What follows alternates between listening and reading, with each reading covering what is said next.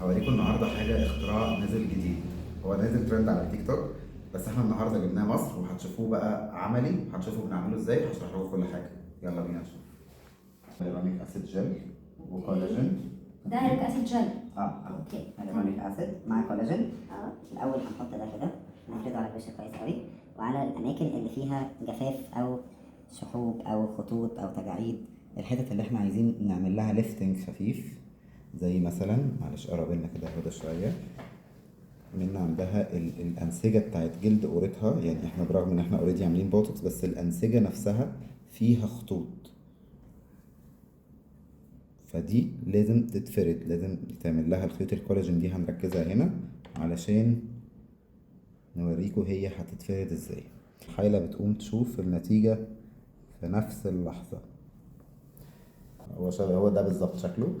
ده عباره عن كولاجين جوه الجلد. مصر واوريكم ازاي بيتعمل.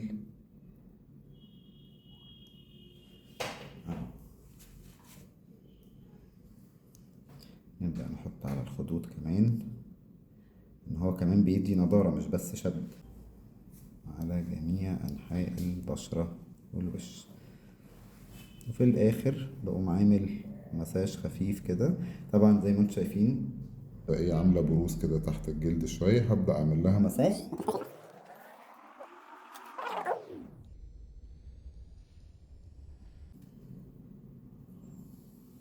نيجي كده جنب العين، دينا ابتسامة جامدة. نيجي هنا كده على الحتت اللي هي فيها رينكلز ونعمل كده